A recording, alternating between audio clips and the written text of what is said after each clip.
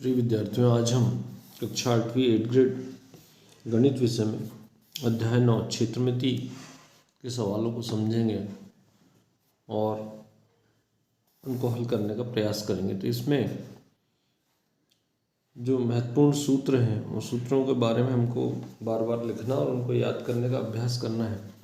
इसमें एक पहला सूत्र आता है कि त्रिभुज का क्षेत्रफल। इस त्रिभुज का क्षेत्रफल जो होता है 1/2 आधार गुणित ऊंचाई, एक पहला सूत्र है। इसी प्रकार दूसरा सूत्र है कि समचतुर्भुज का क्षेत्रफल। तो समचतुर्भुज का जो क्षेत्रफल होता है वो होता है 1/2 गुणित पहला विकर्ण गुणित दूसरा विकर्ण। तो समचतुर्भुज का क्षेत्रफल हमको जब भी ज्ञात करना हो तो हम इसमें 1/2 पहला विकर्ण गुणित दूसरा विकर्ण, यदि दोनों विकर्ण दी गए तो इस प्रकार से हम उसको ज्ञात कर सकते हैं। इसी प्रकार हम कुछ आकृतियों के बारे में समझें। तो यहाँ ऐसी आकृतियाँ जिसमें लंबाई, चौड़ाई, ऊंचाई ये तीनों चीज़ें होती, तो ये 3D आकृतियाँ या 3 डायमेंशनल आकृतियाँ कहलाती है। अगर हम इस प्रकार की आकृति देखें जिसमें सिर्फ लंबाई और चौड़ाई, उसकी जो फलकें हैं वो 2D आकृतियाँ हैं। तो ये जो 3D आकृतियाँ हैं इनको अगर हम खोल कर कि कौन कौन से भागों से मिलकर बनी है उनको अगर अलग अलग करें तो ये इसमें 2 वृत्त होते हैं, बीच में एक आयत के आकार का होता है और एक वृत्त। तो ये 2 इस प्रकार के इससे मिलकर ये बेलन बना हुआ है। इसी प्रकार हम शंकु को देखें तो इसमें एक वृत्ताकार आधार होता है और ये त्रिभुज के आकार का ये आकार होता है। इसी प्रकार से हम समचतुष्फलक देख सकते हैं। तो इसकी फलकें, तो इनको इस प्रकार से हम तोड़ सकते हैं। अब हम देखें एक आकृति जिसमें लंबाई, चौड़ाई और ऊंचाई तीनों अलग अलग हो तो एक घनाभ कहलाता है। और घनाभ में कितनी फलकें होती, तो ये जो फलकें हैं इनके क्षेत्रफल को अगर हम जोड़ें तो ये इन फलकों के क्षेत्रफलों को जोड़ने पर एक इसका जो सूत्र बन जाता है कि घनाभ का कुल पृष्ठीय क्षेत्रफल, तो 2 कोष्ठक में लंबाई गुणित चौड़ाई धन चौड़ाई गुणित ऊंचाई धन ऊंचाई गुणित लंबाई, तो 2LB धन BH धन HL, ये इसका सूत्र बन जाता है। घनाभ का कुल पृष्ठीय क्षेत्रफल का सूत्र है। इसी प्रकार हम एक घन की बात करें तो घन में इसकी सभी भुजाओं की लंबाई, चौड़ाई, ऊंचाई L के बराबर होती है। तो घन का पृष्ठीय क्षेत्रफल जो होता है कि सभी फलकें बराबर होती है, हम बराबर क्षेत्रफल की होती है। तो एक फलक का क्षेत्रफल L गुणित L, तो L का वर्ग, और 6 फलकें इसलिए 6L का वर्ग। तो घन का जो पृष्ठीय क्षेत्रफल होता है वो 6L का वर्ग के बराबर होता है। अगर हम बेलन को देखें तो बेलन को अगर हम अलग अलग भागों में व्यक्त कर देते हैं, एक बेलन के सभी भागों को अलग करें तो ये एक आयत के आकार का होता है 2πr, इसकी ऊंचाई h है। तो इसका और ऊपर का एक वृत्त है, इसका क्षेत्रफल πr वर्ग होता है। नीचे का एक वृत्त होता है, इसका πr वर्ग। तो इन सबको अगर मिला दें हम, इसका जो सूत्र बन जाता है कि बेलन का कुल पृष्ठीय क्षेत्रफल 2πr कोष्ठक में r धन h इसके बराबर हो जाता है। इस प्रकार से जो महत्वपूर्ण सूत्र है कि घनाभ का पृष्ठीय क्षेत्रफल 2 कोष्ठक में LB धन BH धन LB, L यहाँ पर यह आ जाएगा LB धन BH धन, यहाँ पर आना चाहिए H गुणित L। इसी प्रकार घन का पृष्ठीय क्षेत्रफल 6L का वर्ग और बेलन का कुल पृष्ठीय क्षेत्रफल 2πr कोष्ठक में r धन h। तो इन्हीं सूत्रों को अगर हम उपयोग करेंगे आगे, एक और चीज़ देखेंगे घनाभ का वक्री पृष्ठ मतलब ये चारों दीवारों का क्षेत्रफल। तो इसके लिए सूत्र होता है यहाँ पर 2π कोष्ठक में L धन B, यानी लंबाई धन चौड़ाई, और ये h मतलब ऊंचाई है। इसी प्रकार जो घन होता है, घन का वक्री पृष्ठ, यानी चारों जो ऊपर और नीचे का छोड़ देंगे तो चारों जो सतह है उनका क्षेत्रफल हो जाएगा। घन का वक्री पृष्ठ जो होता है 4L के वर्ग के बराबर होता है। अब इन्हीं के आधार पर हम सवालों को हल करें तो इसमें देखें जो पहला सवाल है कि यदि एक घन की भुजा को उसकी मूल भुजा से 10 गुना बढ़ा दिया जाए तो उसके आयतन में क्या परिवर्तन होगा। तो यहाँ 10 बार 10 गुना बढ़ा दिया जा रहा है। तो घन का जो आयतन होता है तो 3 बार 10 का गुणा हो जाएगा, तो 10 गुणित 10 गुणित 10 तो 1000, तो 1000 गुना वो हो जाएगा। इसी प्रकार हम दूसरे सवाल में देखें कि यदि 2 सेंटीमीटर भुजा वाले दो घनों को आपस में जोड़कर रखते हैं तो प्राप्त घनाभ की लंबाई, चौड़ाई और ऊंचाई क्या होगी। तो जब दो घनाभों को जोड़ा जाएगा, दो घनों को, तो उसमें लंबाई हो जाएगी उसकी 4 सेंटीमीटर, चौड़ाई 2 सेंटीमीटर और ऊंचाई भी इसकी 2 सेंटीमीटर हो जाएगी। सवाल क्रमांक 3 में हम देखें कि एक चतुर्भुज के दो विकर्णों की लंबाई 30 सेंटीमीटर और 16 सेंटीमीटर, तो इसका क्षेत्रफल क्या होगा। तो इसमें अगर हम सूत्र लगाते हैं कि 1/2 गुणित पहला विकर्ण गुणित दूसरा विकर्ण, तो इस सूत्र के आधार पर हल करने पर यह आ जाएगा 240 सेंटीमीटर का वर्ग। प्रश्न क्रमांक 4 में देखें कि यदि एक घनाभाकार टंकी जिसमें ढक्कन नहीं है की लंबाई 1 मीटर, चौड़ाई 1 मीटर और गहराई 2 मीटर है, तो टंकी का पृष्ठीय क्षेत्रफल होगा। यहाँ हम इसको अगर हल करेंगे तो ये 9 वर्ग मीटर आएगा, अर्थात इसका बी वाला उत्तर सही है। इसी प्रकार हम देखें प्रश्न क्रमांक 5 में, 1 घन मिलीमीटर किसके बराबर होता है। तो यहाँ 1 घन मिलीमीटर जो है, क्योंकि 10 मिलीमीटर से 1 सेंटीमीटर बनता है और यहाँ पर मिलीमीटर को सेंटीमीटर में बदलना है, अर्थात 1/10 गुणित 1/10 गुणित 1/10 बराबर 1/1000 सेंटीमीटर में आएगा। तो ये इसका 0.001 सेंटीमीटर इसका सही उत्तर होगा। प्रश्न क्रमांक 6 में हम देखें तो प्रश्न क्रमांक 6 है कि एक ऐसे घन की भुजा ज्ञात कीजिए जिसका पार्श्व पृष्ठीय क्षेत्रफल 400 सेंटीमीटर वर्ग है। तो इसमें हम देखेंगे घन का पार्श्व पृष्ठीय क्षेत्रफल 400 सेंटीमीटर वर्ग दिया गया और घन का पार्श्व पृष्ठीय क्षेत्रफल का सूत्र होता है 4a का वर्ग। यहाँ a लिखें या l लिखें, दोनों समान चीज़ें हैं, या भुजा भी लिख सकते हैं। तो 4a का वर्ग 400 के बराबर है, तो 4 का पक्षांतर करेंगे, काटेंगे इसको, तो a वर्ग बराबर 100। तो a बराबर 100, तो a का या तो वर्गमूल निकाल लें, या a का वर्ग लिखा तो ये किसका वर्ग है, 10 का वर्ग, तो घात से घात भी काट सकते हैं। इस प्रकार से a बराबर 10 अर्थात उत्तर हो जाएगा उसकी एक भुजा कितनी होगी, तो ये 10 सेंटीमीटर के बराबर होगी। प्रश्न क्रमांक 7 में हम देखें कि 21 सेंटीमीटर चौड़ाई वाले एक आयताकार कागज की चौड़ाई के अंदिश मोड़कर 20 सेंटीमीटर त्रिज्या वाला एक बेलन बनाया जाता है, तो बेलन का आयतन ज्ञात कीजिए। तो कागज को चौड़ाई के अंदिश मोड़कर बेलन बनाया जाता है, इसलिए कागज की चौड़ाई बेलन की ऊंचाई होगी। तो बेलन का आयतन होता है पाई r वर्ग h।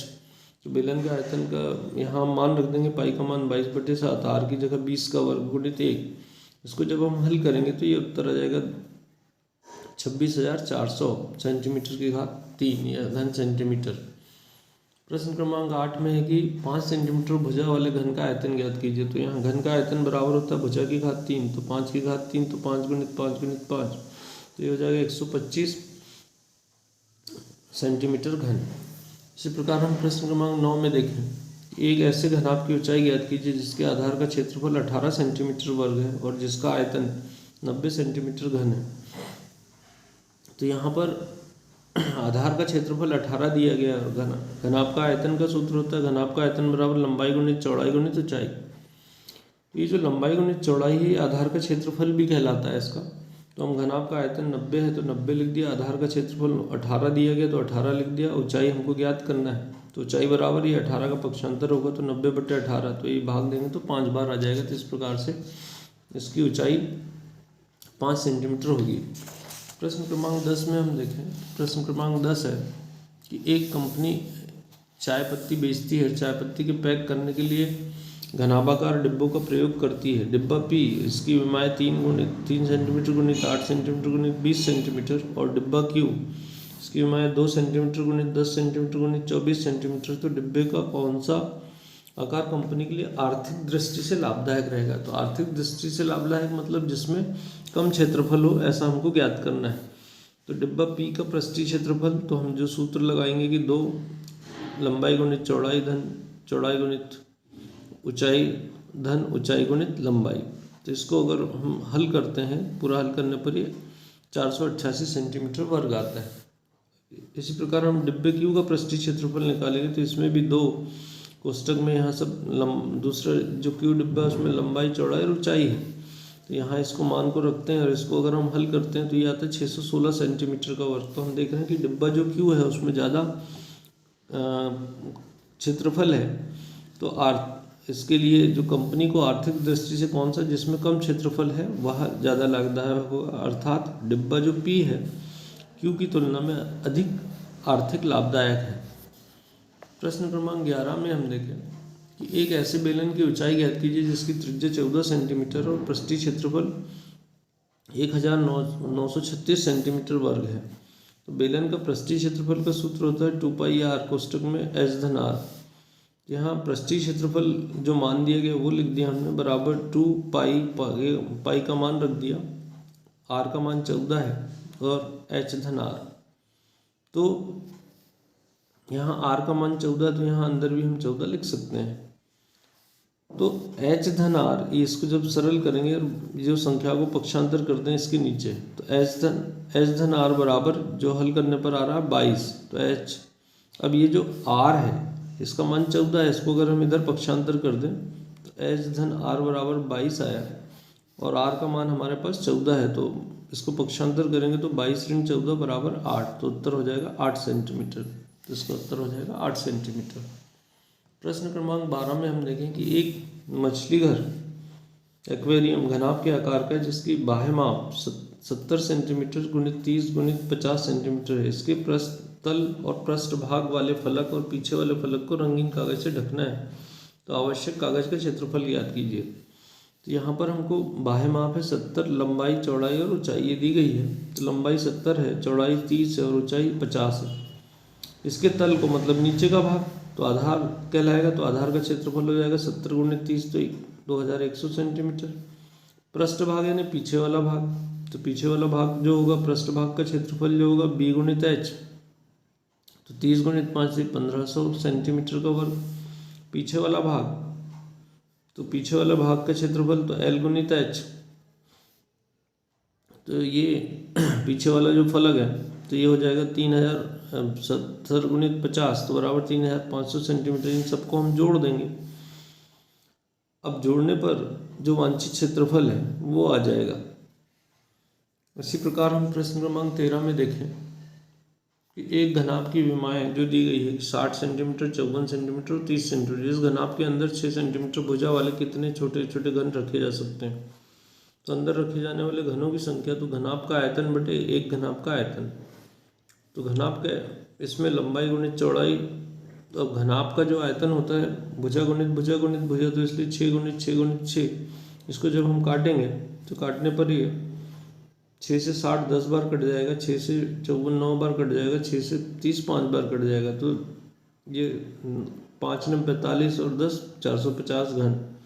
तो इसमें कितने घन रखे जा सकते हैं? तो 450 घन रखे जा सकते हैं। इसी प्रकार हम प्रश्न क्रमांक 14 में देखें कि एक भवन में 18 बेलनाकार खंभे हैं। प्रत्येक खंभे की त्रिज्या 35 सेंटीमीटर और ऊंचाई 5 मीटर है। 9 रुपये प्रति वर्ग मीटर की दर से सभी खंभों के वक्र पृष्ठीय क्षेत्रफल पर पेंट कराने का व्यय ज्ञात कीजिए। तो r बराबर 35 है, तो 35 सेंटीमीटर है और यहाँ पर ये ऊंचाई मीटर में दी गई तो हम इसको भी मीटर में बदलेंगे। तो 35/100 तो 0.35 और h का मान है 5 मीटर, ऊंचाई 5 मीटर। तो 18 बेलनाकार खंभों का वक्री प्रस्थ तो 18 का है, इसलिए 18 × 2πrh। इसमें हम मान रख देंगे सभी संख्याओं के और इसको हल करेंगे तो 198 मीटर वर्ग आ गया। अब यहाँ दिया गया कि 1 मीटर वर्ग का खर्च 9 रुपये प्रति वर्ग मीटर। 9 रुपये प्रति वर्ग मीटर मतलब 1 मीटर का खर्च 9 रुपये है। 1 मीटर का क्षेत्रफल पर पेंट कराने का खर्च ₹9। तो 198 मीटर वर्ग पर पेंट कराने का खर्च कितना होगा? तो 198 × 9 तो ये आ जाएगा 1782 रुपये। तो अर्थात 18 खंभों का पेंट कराने का खर्च 1782 रुपये होगा। प्रश्न क्रमांक 15 में हम देखें कि किसी कमरे के फर्श में समचतुर्भुज आकार की 40 टाइलें हैं। प्रत्येक के विकर्ण 24 सेंटीमीटर और 21 सेंटीमीटर लंबाई के हैं। 2 रुपये प्रति वर्ग मीटर की दर से इस फर्श को पॉलिश करने का व्यय ज्ञात कीजिए। तो टाइल्स का विकर्ण, चूंकि ये समचतुर्भुज के आकार की है तो हमको ये मालूम है कि समचतुर्भुज का क्षेत्रफल 1/2 आधार गुणित ऊंचाई होता है या विकर्णों का गुणनफल होता है। तो हमने जो जो मान दिए गए वो सभी चीज़ें लिख ली कि टाइल्स का विकर्ण 24 और 21 है, टाइल्स की संख्या 40 है, व्यय 2 रुपये प्रति वर्ग मीटर है। एक टाइल का क्षेत्रफल कितना हुआ, तो 1/2 गुणित विकर्णों का गुणनफल। तो विकर्ण क्या क्या है, 24 और 21। तो हमने लिखा 1/2 गुणित 24 गुणित 21। 2 से हम 24 को काटेंगे 12 बार, 12 का 21 में गुणा करेंगे 252 वर्ग मीटर हो गया। 40 टाइलों का क्षेत्रफल कितना होगा, तो 40 गुणित 252, क्योंकि एक का 252 है तो 40 गुणित 252 तो ये एक 10,080 वर्ग सेंटीमीटर आ जाएगा। अब फर्श का क्षेत्रफल हो गया 10,080 वर्ग सेंटीमीटर। अब पॉलिश की दर क्या है, 2 रुपये प्रति वर्ग मीटर। तो 1 वर्ग मीटर का खर्च 2 रुपये है, तो इसमें 2 का गुणा कर देंगे, तो 2 का जब गुणा करेंगे तो ये 20,160 रुपये। तो उत्तर हो जाएगा कि 20,160 रुपये इसका पॉलिश करने का खर्च होगा। तो सभी सवालों को छात्र बार बार हल करके देखें और समझने का प्रयास करें और अच्छे से अच्छे अंक परीक्षा में लाने का प्रयास करें। जानकारी अच्छी लगे तो शेयर करें। धन्यवाद।